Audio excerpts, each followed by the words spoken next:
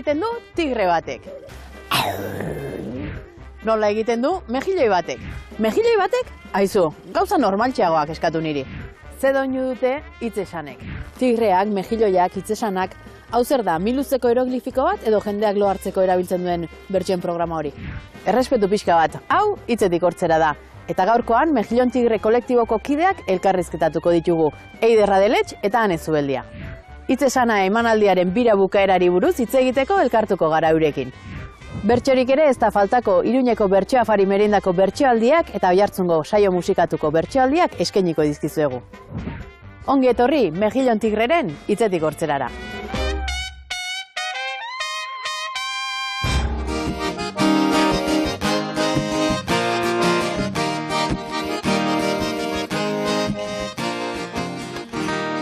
Arratsaldeon zer moduz gu pozik gatoz taldean. Arratsaldeon zer moduz gu pozik gatoz taldean. Ea zer topatzen dugun azalaz beste aldean. Ea zer topatzen dugun azalaz beste aldean. Arratsaldeon naiz eta hitza emanda damutu. Arratsaldeon naiz eta hitza emanda damutu. Guk jarri ditzagun hitzak zuek marrazki bihurtu. Guk jarri ditzagun hitzak zuek marrazki bihurtu. Baiet saio hontan zehar puf bat edo bi atera. Baiet saio hontan zehar puf bat edo bi atera. Baia ze puf aldean dago batetik bestera. Baia ze puf ze aldea dago batetik bestera.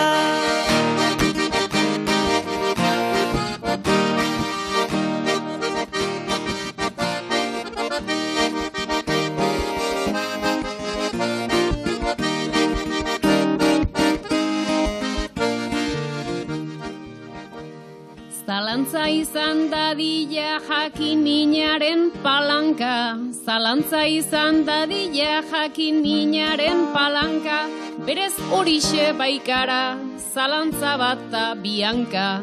Berez horixe baikara, zalantza bata bianka. Nik egin dut galdera ta ia neronek erantzun. Hasierako agurrak beste bide bat behartzun. Iesatea aztu zait arratsaldeon Oiartzun. Iesatea aztu zait arratsaldeon Oiartzun. Nahi dugu puf harridura, nahi genuke puf sorpresa. Nahi dugu puf harridura, nahi genuke puf sorpresa. Gauza ederrak lixeritzen beti ez baita erreza. Gauza ederrak lixeritzen beti ez baita erreza.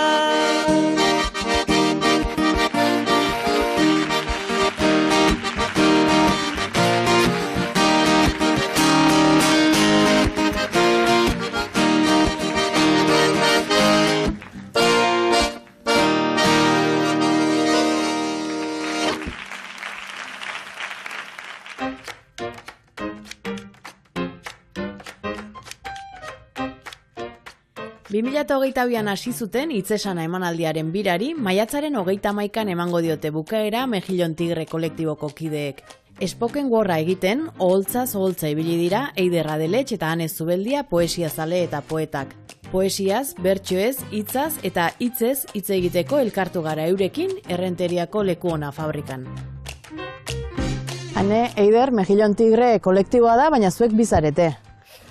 Bai, hala, baina aldiberan kolektibo bat gara, ez jende asko ibili da gure proiektuaren bueltan, eta proiektuen bueltan, ze beti lagunak hor daude. Bai, egia da gainera, azkenean izen bat hartu nahi genula, musika taldek egituten bezala, baina ematen da igual poesia egiten dugunez, kolektibitate hori azpimarratu nahi genuen, eta orduan, azpimarratzen dugu kolektiboa dela izenean bertan esan. Lagunek lagun digute fanzinea egiten, arropa egiten, kartelak egiten, eta denetari. Beraz, behaie gabe, ezingo genuken biek bakarrik egin. Zuen aperitibo gustokoena da, Mejillon Tigrea? Gustatzen zaigu. Bai, gustokoena ez dakit esango genuken, niri asko gustatzen zait bino, Bai, normalan kongeladoran eukitzea dituzunean hor behar dezu momenturako, perfecto. Eta munduko lekuren batean mejilloi bat eta tigre bat gurutzatuko balira, zer esango liokete elkarri? Badakizu Pintxo zabaldu bat eta oso goxo bat dagoena, ez dena espezie inbaditzaia hori mejillon zebra da, ezta? hori da, bai. Probatu beharko zenuke. Hori da. Baino, tigreak mejilloia ez jateko modu bat izan daiteke. Mejilloiak tigrearen gorputzean jarri eta zerrai bilakatzea. Hori da. Igual, bai, elkartuko liateke esango liokete elkarri kolore igualak dauzkago. Hori da. Eta ez dakit horri igual zerbait sortuko litzateke. Baina, elkarrizketa honetako koloretatik zer ateratzen zaigun.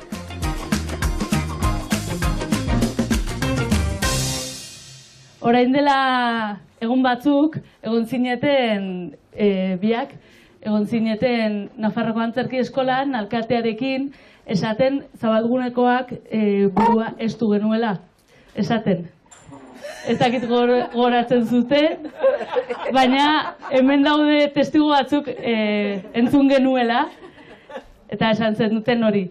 Orduan, orain ematen dizuet aukera, hori berresteko, edo bueno, hau dena ikusita, afari hau ikusita, ba, esateko, bueno, igual ez, zuen aukera. Bersolariak izaten gara erdi alkauete, iristen garen tokian izan nahian presidente. Zabalgunean buru estu ez omen dago bete-bete. Zabalguneko jende estua zoragarriak zarete.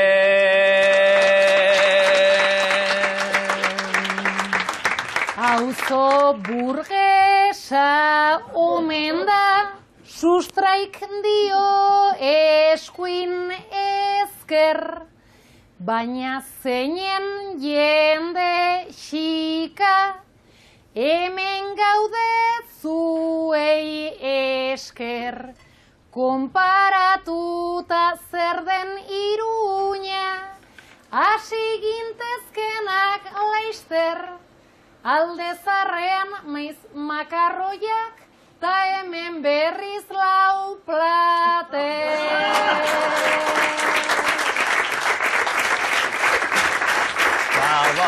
Zabalgunean daukate kategoria nibela, makarroi hotz batzuekin ez da betetzen sabela. Ostegun gris bat izanagatik daukate juerga itzela, ta esango nuke Zabalgunea oso auzo gazte bat dela.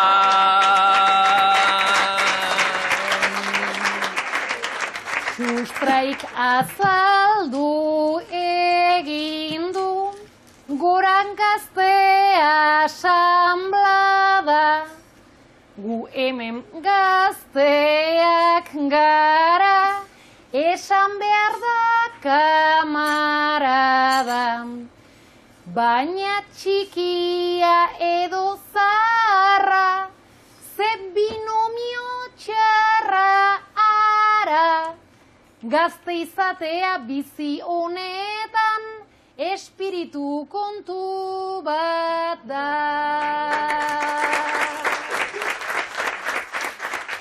Espiritu kontu bat da ta gaztetzen joan ala. Ikusten da dagoela, hain jende bihotz zabala. Izan leikena auzo bizita, txispadun baten abala, Zemen ere denetik dago toki guztitan bezala.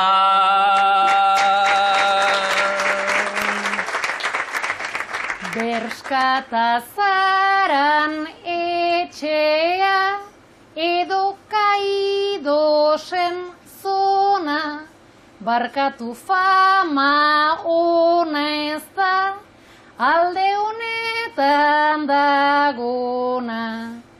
Baina euskaldunta ezkarretik, etorri garen ez unam, ea batera egin daitezken, Iruña eta Pamplona.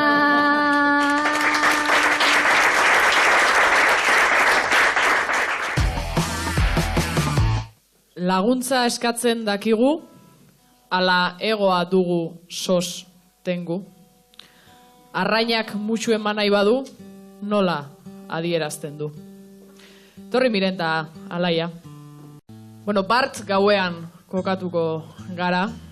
Alaia eta Miren ez duzue elkar ezagutzen, ez duzue inoiz elkarrekin berbarik egin, baina, klaro, zuek euskarazko kultur mundiloan, desentetan kointziditzen duzue, ekitaldi baten espada beste baten.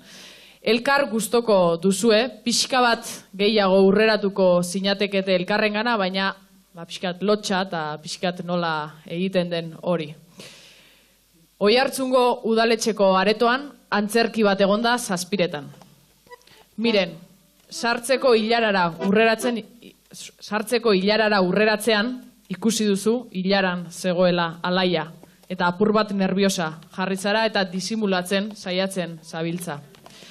Alaia, zuk ere urrutitik etortzen ikusi duzu Miren, baina zuri ere lotxa ematen dizu eta pareko ezagun batekin hizketan hasi zara disimulatzeko. Elkarri begirik kendu gabe, baina begirada saiestuz pasatu duzue antzeslan osoa. Bukatu da antzeslana, nor bere lagunetik atera da aretotik, eta bat eta beste Oiartzunen larun bat gauez girotxoa, eta erdi parrandan geratu zarete. Eta ara non, sorgineko komuneko hilaran topo egin duzuela. Eta kri-kri, ze hilara honetan ez dago iesbide handirik. Komunera joa naiz, eta pixkanaka, nerbioek burmuinean, nolako zarata. Alai hemen besterik, ez genuen falta, ta esan dut zuere hemen, pixa alakaka.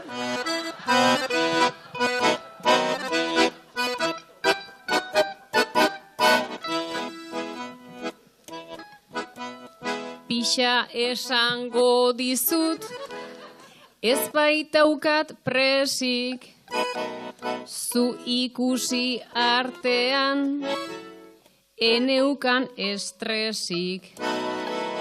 Edo zer esango dut, zuzena izan ezik. Zer moduz antzeslana, balduzu Kleenexik.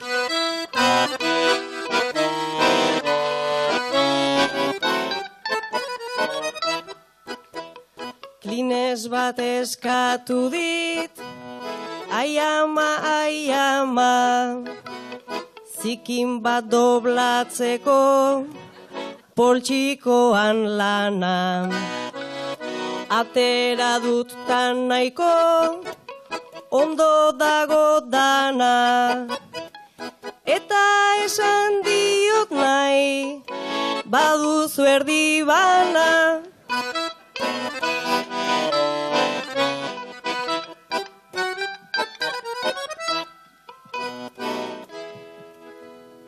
Nik antzeztu nahi nuke, nagoela lasai, baina hitzak totelka, ningain ertzean zai. Kleenexa esan duzu, baina Kleenex bat ai.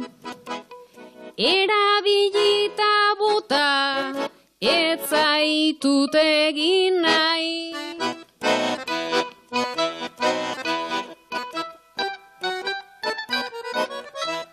Bomba zarata ere, heldu zait burura, bat irten da ta klaro, hause zen helmuga. Esan dut zainagota, zoazu barrura, nola zaiko lan nago, zer egingo dut ba.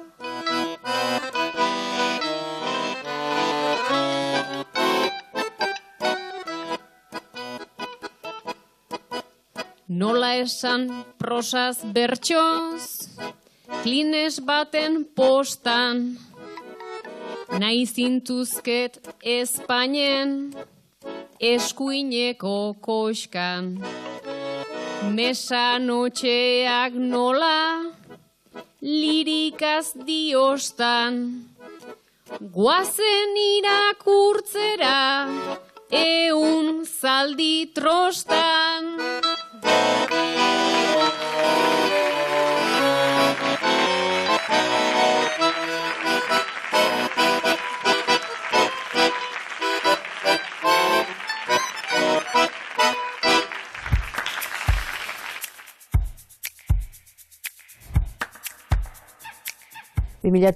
an hasi zineten, hitz esana emanaldiarekin, bira amaieran zaudete, nolako ibilbidea izan da?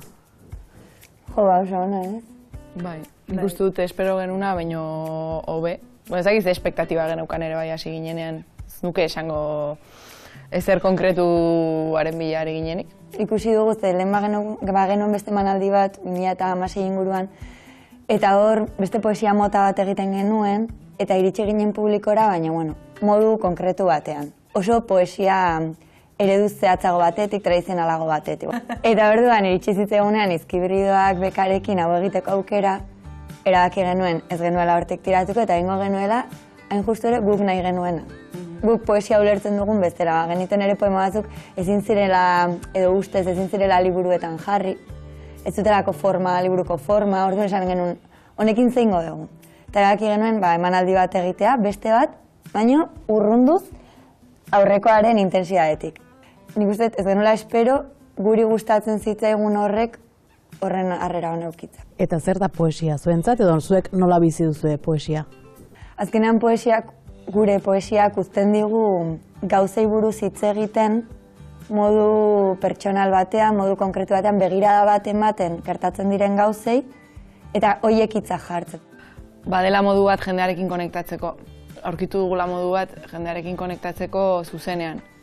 Eta konexio hori ere gure poesiaren parte bihurtu dela, ez? Agian lehen partekatzen genuen baino gehiago lagun artean edo beste modu batera. Eta zer da holtzan sentitzen duzuena? Neri behintzat egin zait oso erresa defenditzea proiektu hau, seguraski bigarelako. Eta seguraski konbikzio handia edo uste handia daukagulako edo sinisten dugulako egiten dugun honetan. Eta ez dakit, holtzak beti ematen du botere bat, jende bat daukazu adi, eta hori aprobetxatzeko aukera eukitzea, zuretzat garrantzitsua den zerbait esateko edo ustez partekatu daiteken zerbait esateko. Nik adibidez sentitzen dutena, eta uste biek ere batzutan gaina ikusten da bien arteko reakzioa, dela, zu irakurtzen naizean bitartean konektatzen duzu hori sortu zenuen irudiekin, momentuekin, orduan asko jolasten duzu emozioekin. Neri mateitxute bat horrek, zehain naiz, zuzenean ematen oso eroso eta gustatzen zaidan zerbait, eta aldi berean konektatzen dut barrura eta anerekin hitzen barruan bezala. Zein euneko daukat heldutik, zein euneko aurretik. Zenbat biharko eta atzoko min edaten dut gaurretik. Espero beste ez daukadanean hurbileko intxaurretik. Trumoiak arnaz hartzen ote du, hizketan hasi aurretik. Torri, Alaia. Orain aldian eta norberarengan zentratuko gara. Ze Alaia badakizu, genealogia pertsonalek badutela kolektibotik, baina kolektiboek ere badutela pertsonaletik. Alegia iraganetik gatozela eta etorkizunera goazela, baina egon eta izan orainaldian gaudela. Ezin baina gaurko zu, atzoko zu gabe ulertu. Noraino luzatzen dira zure sustraiak, Alaia, eta zu nola iritsi zara orain zauden lekuraino. Sekula enaiz ibili, bare lasai tranquil, beti nigan ateak sarrailta maratil. Beti intentsitatez, beti bizita hil, argatik esaten dut nagon partez nabil. Argatik esaten dut nagon partez nabil.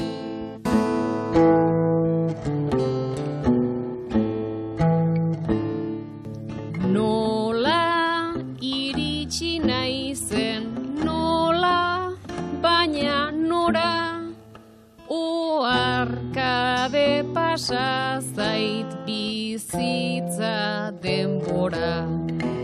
Ta hola iritsi naiz joan nahirik kanpora, jaio nintzen etxetik 40 metrora. Jaio nintzen etxetik 40 metrora.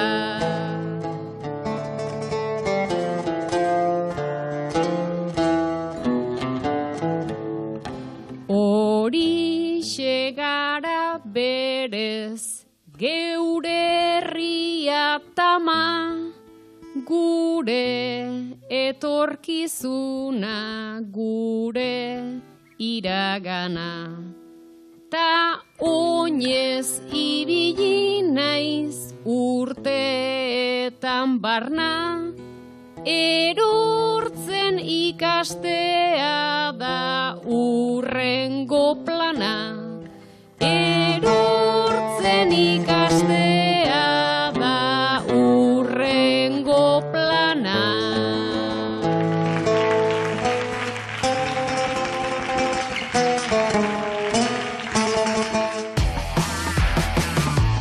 Oraingoan, egoera batean jarriko zaituztet, bikotekideak zarete, bai, bikote gaztea, eta familia sortu nahi duzue, eta atera zaizue etxe bat, hemen bigarren zabalgunean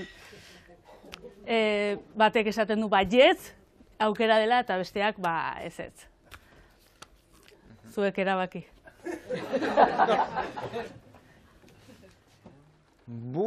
Etxe gintzan burbulak gauzkanez gatibu, aukera honen bila gabiltza betigu.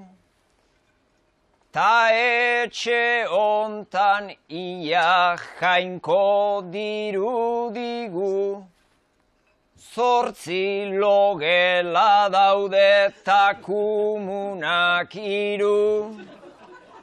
Hemen 12 bat aur kabitzen zaizkigu. Hemen 12 bat aur kabitzen zaizkigu. Idealistan ian bizitza doakit, ta bat aurkitu dugu, tik-tak, tik-tik, tak-tik. 12 bat aur sustrai, ez dakit, baina igual hartuko nun zergatik, ensantxean bizi naiz, esateagatik. Ensantxean bizi naiz, esateagatik.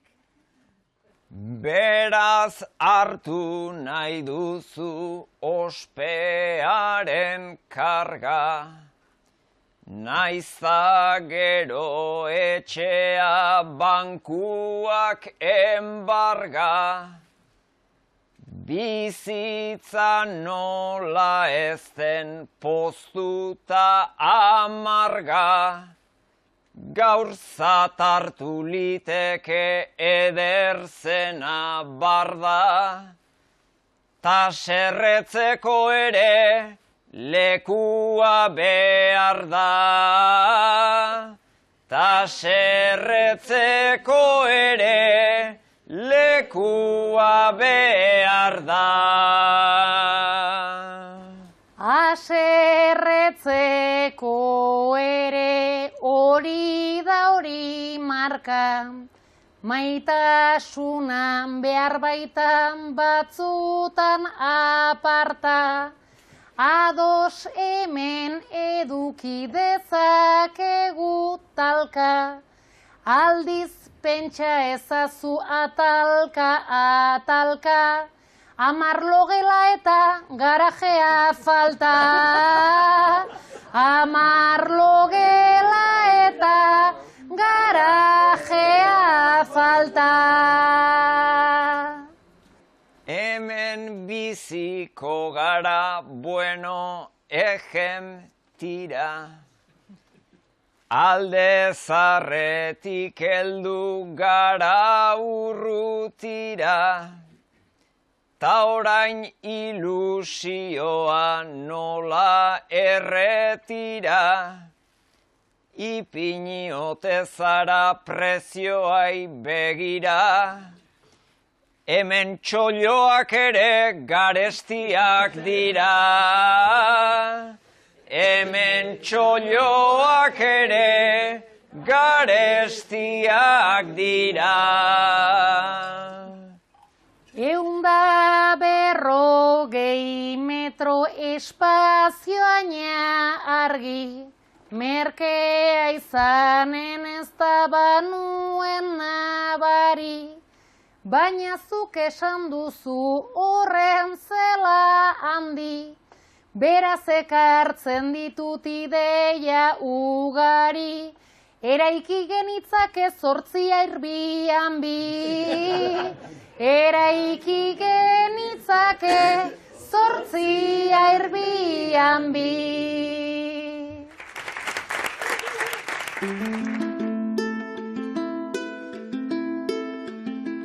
Nola definituko zenukete hitz esana, emanaldia? Hitz esana da spoken worden itzulpen bat, guk asmatua. Eta spoken worda azkenean da, estatu batuetan, okerrez banago, inglesa hitz egiten duten herrialdetan asmatutako edo sortutako poesia molde bat, azkenean zuzenean emateko egina dena. Idatziz edo diskoetan ere jasotzen da, baina nagusiki gertatzen da zuzenean. Eta hasi ginenan Izkibirridoak bekarekin emanaldi hau sortzen, oinarrian hori zegon. Modu horiek bilatu eta horixe da, hitz esana. Titulo bat jarri nahian, eta ez, poesia errezitaldi bat da bere horretan. Egia da, gorputz asko erabiltzen dela, ahotsa asko erabiltzen dela, hanek esan duen bezala spoken wordak ezaugarri batzu dauzka, eta hori guztiak saiatzen gara barne biltzen. Hori da, ez da poesia errezitaldi ohiko bat edo gure iruditerian eduki ohi dugun horietako bat. Emanaldia bera, hasi zinetenetik asko aldatu da? Oinarria bera esango nuke mantendu dugula, hau da badaude pieza batzuk hor daudenak eta ez ditugunak kendu inoiz. Baina bai horre ondela gian pixkat mugimendu, barne mugimendu hori. Baina esango nuke hori, hasieran ikusi gintuen norbaitek eta duela gutxi lagun bat etorri zen ikustera, lehenengo boloa ikusi zuena eta esan zigun, askoz ere barneratuagoa daukagula. Hori da, eta spoken wordak hori eskatzen du, barneratzea. Gorputzarekin esan behar duzulako, Eta nolakoa izaten da zuen sortze prozesua? Elkarrekin sortzen duzue, banaka, gero ondoren elkartu egiten zarete? Beti dago presente, esango nuke, ez dakit. Igual badira gaiak batari besteari baino gehiago interesatzen zaizkionak ez, igual. Baina betiago edo bestearekin edukitako elkarrizketaren bat, dira gaiak oso presente egon direnak gure arteko elkarrizketetan, orduan nolabait ja elkarrizketek asko jantzen zaituzte. Eta orduan iristen zarenerako idaztera, badago ja bestearen... Hitz egin poema hori konversazio bat izan da lehenago, nolabait. Eta oso errexi identifikatzen ditu. Eta gero egia nire adiz gustatzen zaitez, konplizitate horretan edo ongi ulertze horretan, elkarrekin sortzen dugunean pieza bat bi eskutara, errexiten indaiteke, badiez gai bat jarri eta badauzkagu gure moduak. Idazketa automatikora jotzen dugu, tarte bat hartzen du bakoitzak idazteko, eta gero nolabait saiatzen gara horiek fusionatzen. Ze gai eraman nahi izaten dituzue jende aurrera? Zerbaitek barrua jateiz, nolabait, ez? Ustet hori sorkuntza lan askotan gertatzen dela. Badaukazu zerbait hor.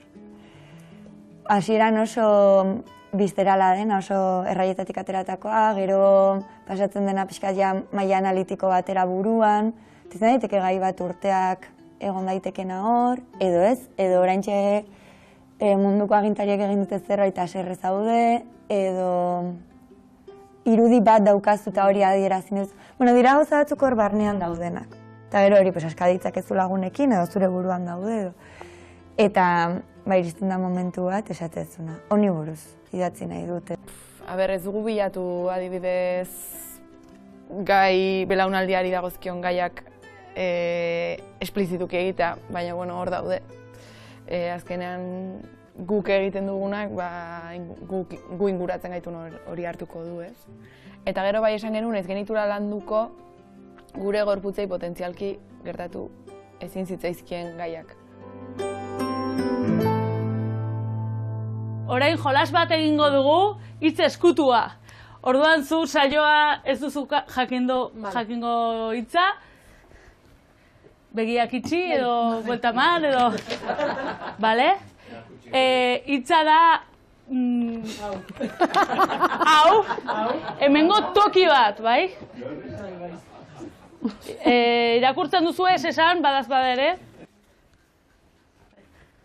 Bueno, asteko dakit autokia dela. Baina hasi galdetzen alferrik bestela. Bueno, zer da pertsona edo objektua? Ez bat eta ez bestea toki perfektua. Zabalgunean dago edota aparte. Zabalgunea heltzen da toki hortara arte. Ja aipatu duguna ez alda izanen. Leku berbera denik ez nuke esanen. Bueno, baino antzekoa dago bukaeran. Izena esatea ez dago soberan. Lehen bazuen izen bat ta orain bestea. Baina komeni zaizu gaurkoa bestea. Baino jasaten badut akabo jolasa. Nik presarik ez daukat luzatu solasa. Lehenago bertan zeuden Mola eta Sanjurjo. Nik aurren atzerantza ez dut sekula jo. Balez dago aurrean baizik ta atzean. Zu joan parkerantza besteon antzean. Askatasunan plaza ura aurrekoa. Baita asmatu duzu bete-betekoa.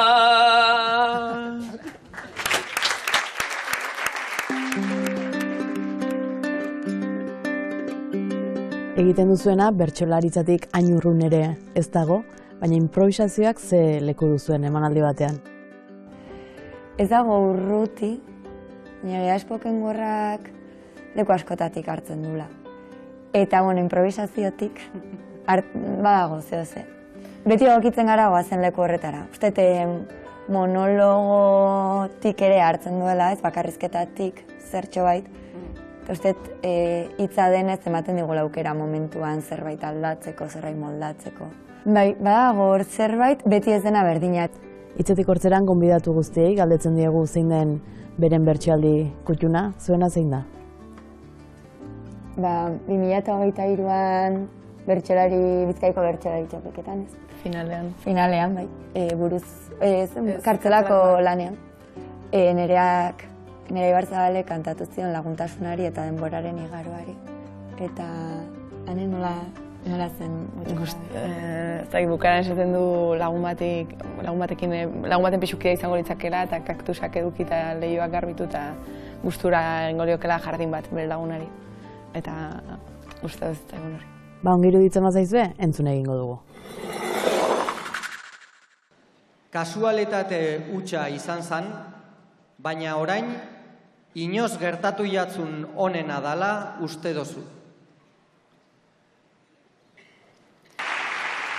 Zartzen ari garata, urdindu dira ametsak, aldiro pizten ditugu, alere pozaren metxak. Kafe bat hartu ohi dugu, hartuz gero ondo ezak, ta konpartitu pastillak, eta pixaren konpresak. Auskalo zetorriko den, hartuko gaitu sorpresak, nik etxe bat nahiko nuke, eta zu pixukidetzat, ureztatzeko kaktusak, garbitzeko leio ertzak, pozik prestatuko nuke, jardin eder bat zuretzat.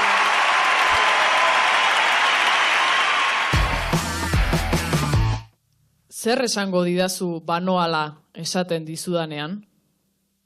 Egongo zara pixka batean? Torri, Alaia eta Amets.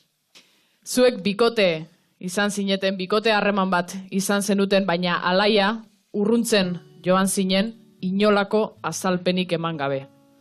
Esan gabeko austurak eta komunikatu gabeko jarrera aldaketak. Urruntzen hasi zinen arren, Amets, zuk hor jarraitu zenuen, Alaia urrundu arren. Hor geratu zinen, gauza handirik ulertzen espazenuen ere. Hor egon zinen, Alaia urruntzen zijoan bitartean.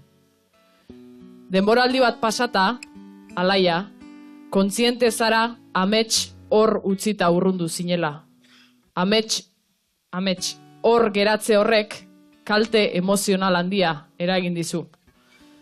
Alaia, berriro gerturatu nahi duzu eta zita bat proposatu diozu Ametsi. Geratu zarete leku eta ordu jakinean. Iritsi zara, baina Amets ez dago. Deitu diozu Alaia eta galdetu diozu Ametsi. Non zaude? Eta Ametsek hemen erantzun dizu.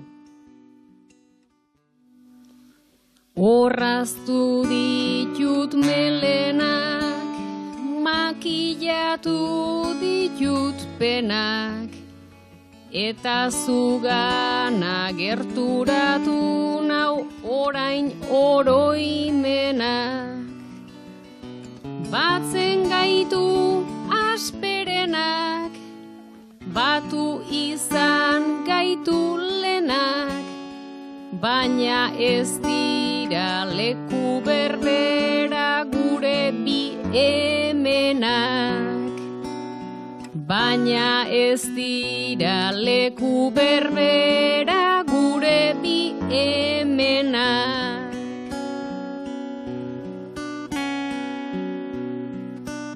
Nere Amets lotian, aldapan naiz ordokian, enauzu beti zuk utzi izan modu egokian, galdu gabe utopian, zazpizimur bekokian, zuk uste duzu beti hemen dela zu zauden tokian.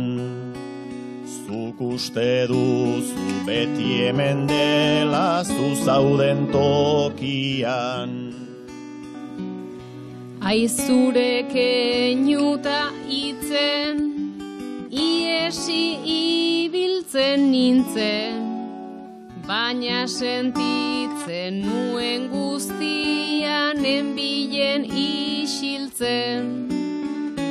Problema txarra arintzen, urruntzen edo amiltzen, neure barruan ere orduan enintzen kabitzen. Nere barruan ere orduan enintzen kabitzen. Aspaldian maite mindu, eta eusten alegindu. Zu kristalezko bola bat duzu ta hor zinen murgildu. Ta ezin nigan abildu, naiz neri barrenak mindu. Orain oskola neuk egin dut ta ez zaitez hurbildu. Orain oskola neuk egin dut ta ez zaitez hurbildu. Txaloak ta labankadak, distantziak besarkadak, nik ongi dakit jarri nituen bide hontan trabak. Hemen eta hor erabat, da esateko erabat, nahi duzunean badakizkizu nire koordenadak. Nahi duzunean badakizkizu nire koordenadak. Koordenaden argi printza, zaila denez maitagintza. Aspaldi galdu nuenik gure pixu hartako giltza. Mendian gora aritza, bezain nagusi zabiltza. Orain ere zuk nahiko zenuke azkeneko hitza. Orain ere zuk nahiko zenuke azkeneko hitza.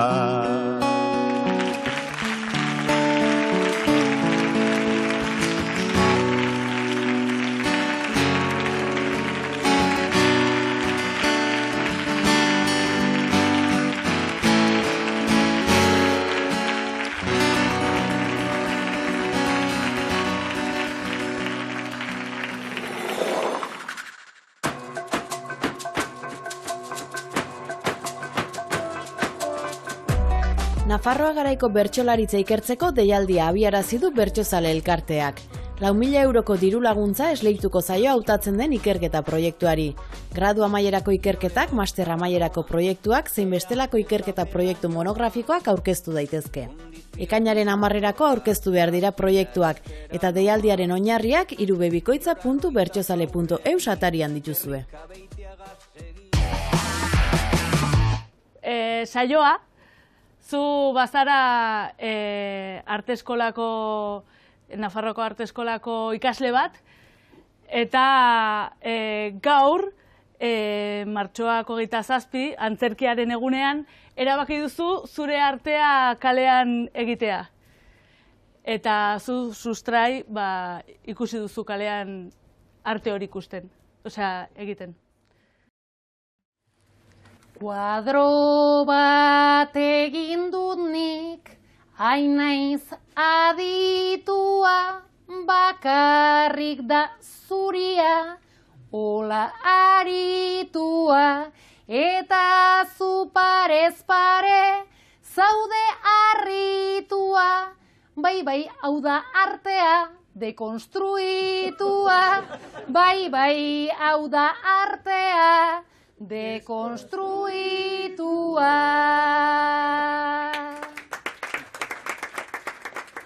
Zuregan hiltzatu dut, nere begirada ta begira jarri naiz, zeure begitara.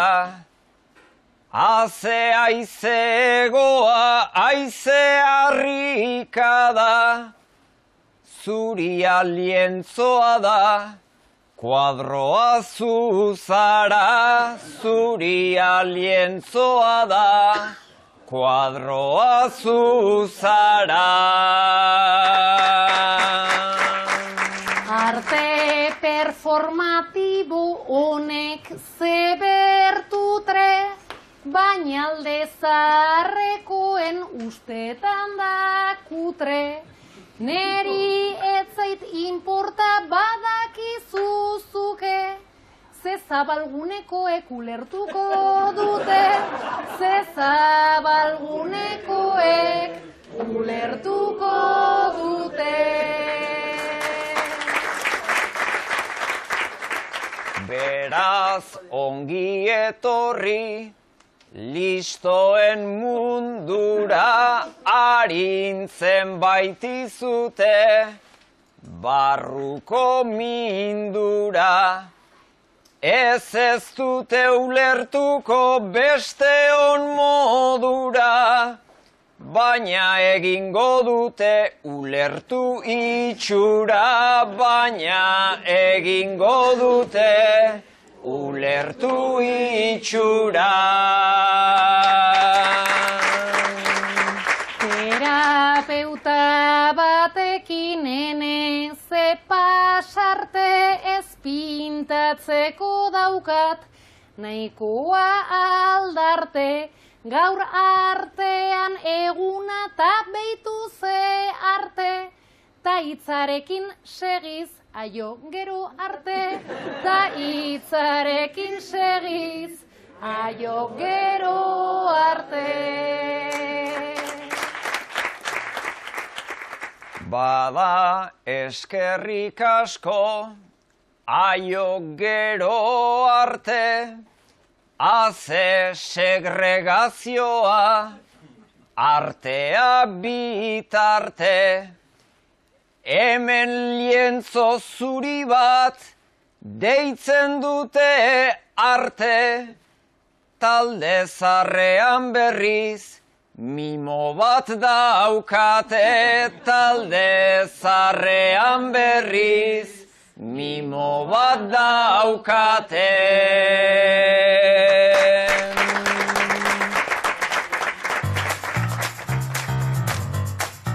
Euskadi Irratiko Faktorian kolaboratu izan duzue eta kolaboratzen ari zarete. Poema hau ozen irakurtzeko idatzi zen. Garai zaharretan mitoen bidez ulertzen genuen gure burua. Nola ulertu ordea nola gorrotatzen dugun gure burua. Ze bilakatu garen, nola bitan zatikatu dugun gure burua. Nola korapilatzen garen. Baina oraindik gara mitikoak. Oraindik gaude etengabe nonbait trabatuta. Erdi errukarri, erdi heroiko. Eta oi hartzuna izan dute, zuen bideo desberdinek, zer sentitzen da hainbeste zabaldu direnean? Hori nik uste lehenik eta bain ardura. Baina zebaitu kontraesan batzuk ere, sareekin eta. Baina egia da, Euskadi Irratiak ez guri personalki esango nuke, baina poesiari edo hitzesanari izugarrizko lekua. Eta ikusgarritasuna eta espazioa eman diola. Faktoriako lantaldeak lagundu digu poesia iristen leku ezkakinetara. Gero egia da hor, Eiderrek esan du kontraesana ditugula, batzutan ere bai bideo bat viralizatzen hasten denean sentitzen duzula deskontrol moduko bat horren gainean, esaten duzu nire aurpegiarekin dijo hau eta ez dakit nork ikusiko den, onerako eta txarrerako. Hitzesana bukatzera doa, bere bidea, ez dakit datozen emanaldiak non dituzuen, Eta ez dakit aurrera begira baduzuen beste proiekturik esku artean edo atxeden hartzea tokatzen zaizuen? Atxedena. Ez dena? Bai. 2 urte eta erdi egon gara honekin, oso gustora. Eta orain, azkenak orain, azken biak gelditzen zaizkigu. Izango direla bata apirilaren 6 igandea Getarian, arratsaldeko 6:30. Eta azkeneko emanaldi berezi bat prestatu dugu maiatzaren 31an Hendaian, Borderline fabrikan. Eta gonbidatuko ditugu bai egun horretan bereziki hitz esana ere nolabait lantzen duten gure gertuko literaturzaleak, poetak direnak. Eta hemendik aurrera zer? Lehenengo atxedena, ze egia da emanaldi asko egin ditugula. Bukatzen dugunerako 60 bat, 2 urte eta erdi eskaxean, asko da, holako proiektu batentzat. Eta lana daukazunean, eta, beste gauza batu mantendu baretuzunean. Baitze, badago esaldi bat esaten duguna, erabaki lanean jornada erdi eta sormena beste erdi. Ke txiste. Ezin da, lanean nahi geha, hau egiten nahi gehan bitartean. Bai, eta ez da beti, banekeza, oso gustora egiten dugu. Gainera, laguna garelako ere bai. Baina, momentu batean atxedena behar dugu. Aneta, Ider, eskerrik asko eta laster arte. Eskerrik asko. Zergatik errezitatu behar dira poemak tonu honetan. Behin, norbaitek erabaki zuen poemak horrela errezitatu behar zirela. Geldiuneekin, tonu kursiarekin. Eta somnifero bat, irentsi izan bagenu, bezala. Ahots poetikoaz, asko hitz egiten da, baina ez dakigu nolakoa den poeta bakoitzaren ahotsa, denek, berdin, errezitatzen badugu. Hau da gure oinordetza. Bizitza osoa daramagu, poemak horrela entzuten eta errezitatzen. Hau, errezitaldi normal bat balitz, orain, lanparatxoa piztuko genuke. Eta pianitoa, orain, hasiko litzateke jotzen. Loreak. Zer da maitasuna, maitasuna gurea ez bada. Poesia zaleak existitzen gara. Guk horrela ikasi genuen poemak errezitatzen. Edo beste modu batera esan da, guk horrela ikasi genuen poemak errezitatzen. Baina realitatea da, insoportablea dela poemak horrela errezitatzea. Jendeari, poesia gustatzen zaigula esaten diogunean, esaten digute. Eske ez dut ulertzen. Eske lexiko zaila dauka. Normal, ze beti berdin errezitatzen dugu. Zergatik betetzen dituzte musikariek eta bertsolariek, estadioak eta ez poetek. Poesia errezitaldietan hau guztia jaso dugu oinordetzan eta sekulako pixua du tonito honek. Ezin dugu gehiago jasan, ezin dugu horrela jarraitu, eta zuek ere ez badakigu. Oinordetza horren zamarekin gatoz baino askoz arinago egin nahiko genuke alde. Jarraian datorrena da, iraganarekin batera, eta haren kontra ere egin ahal izan dugun guztia. Poesia punkia, guri gustatzen zaigun poesia, gorputzarekin egiten den poesia, jasotzeko egiten den poesia, liburuetatik ahots goratuko den poesia. Ez dugu horri baten lautasunik nahi, ez dugu ahots lautua nahi. Hitzak esan nahi ditugu, hitzak gure egin nahi ditugu, hitzak asmatu nahi ditugu. Esango den hitza nahi dugu. Horregatik hau da, hitz esana. Ongi etorri.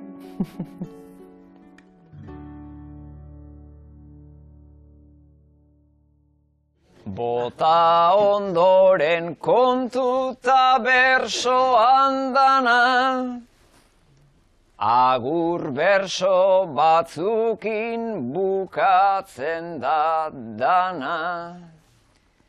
Naiz jarri dizueten jende pijo fama, hemen bada auzo bat bere zamak zama, euskararen zatere zabaltzen doana.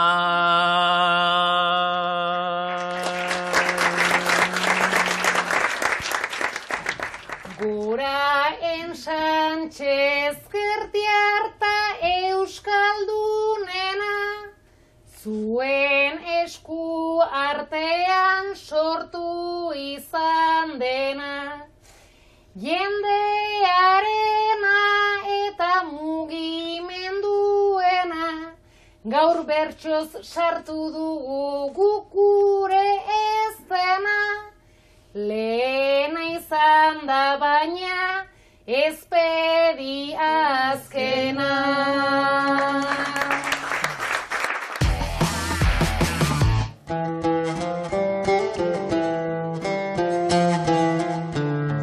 Mendian goraritza eta musika, zuek biok ainoan gaiei segika, atzetik entzutea pufze polita. Baina nik zazpi txistu behar nitun traga, bandolinak, gitarrak, edo zerk traba, bakarrik bizitzea sinpleagoa da. Tabikoa izan da gure jolasa, bian aiek ipini zuten atlasa, asko miresten zaitut udanean za. Ola gurutzatutan gure bideak, errazago irteten dira ideak, hauek dira luxuzko holtzak ideak. Gitarra trikitisa bandolin jode, egon isilik zuen neurritak orde, ofizio askokoa seguru pobre. Ze lagun, ze musika, urrezko zoru, zenbat akorde eta gai, zenbat akordu, igandeari puf bat gehitu diogu. Musikoak probatu ditugu papo, logopeda bat ere igual beharko, baina plazerra izan da ta eskerrik asko. Alaia eta udanek azekutizi, pazienta patxik ere berdin merezi, zuei ere adio ta ondo bizi. Tak igandea joan dadila ozten, hainbeste plazer zaila baitzen adosten, segiza